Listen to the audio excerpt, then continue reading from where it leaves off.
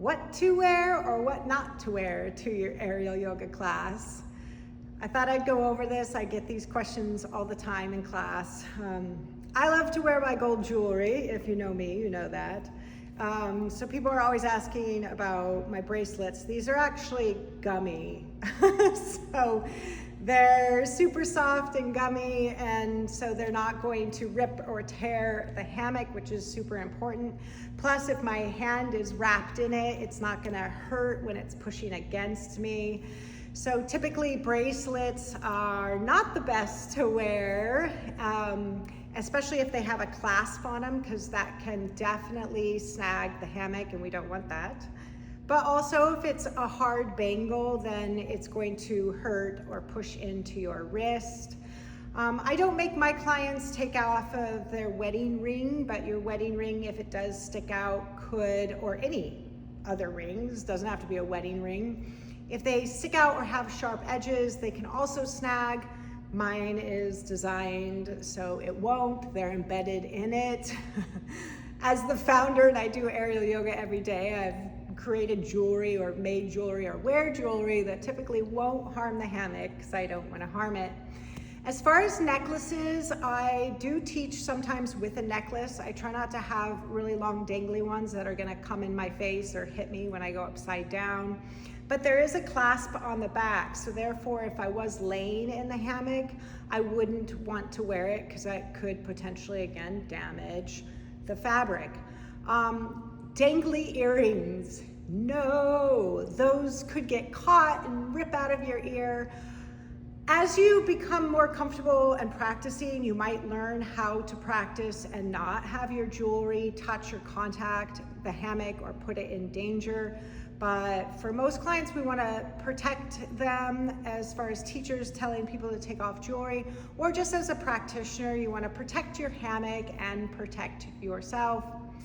As far as hair, it doesn't have to be up. I wear it up a lot because otherwise it's in my face, or when I'm upside down and I come back up, it's all over.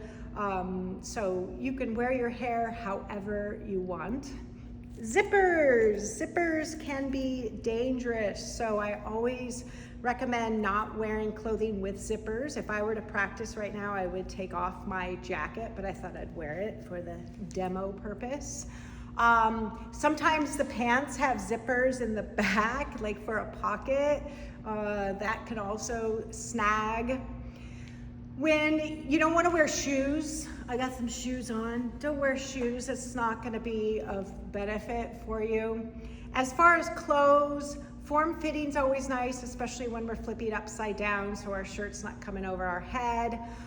Or if you're getting into some of the wraps, if the baggy fabric gets gathered, it can make it more uncomfortable. I always recommend wearing leggings past your knees, especially if you're hooking onto your knees or more sensitive with fabric. But ultimately, having some clothing on protects your skin from the fabric.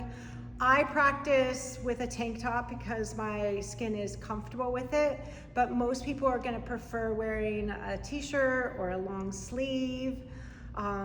So ultimately, a form-fitting outfit that covers your arms and legs is going to be best, although I've seen people do it in their string bikini. So whatever makes you comfortable. But the biggest thing is trying to protect the hammock from getting snagged or ripped.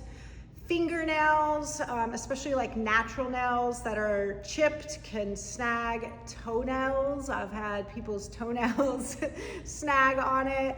I've even heard some people that live in Colorado, they get cracked heels from the dryness, that the dry cracked heel can scratch it. So these hammocks are super, super durable, but little things, sharp items can snag or cause a run. We want to be comfortable when we are practicing, and we also want to protect our body.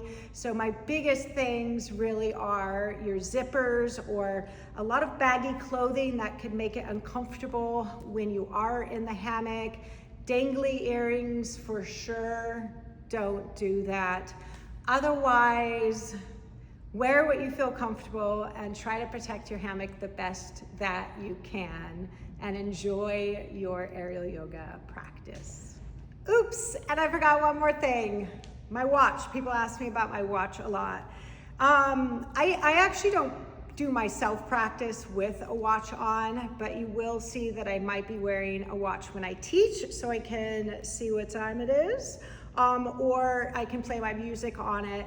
I do have an Apple Watch, and so I use the rubber gummy bands that don't have anything that is going to snag.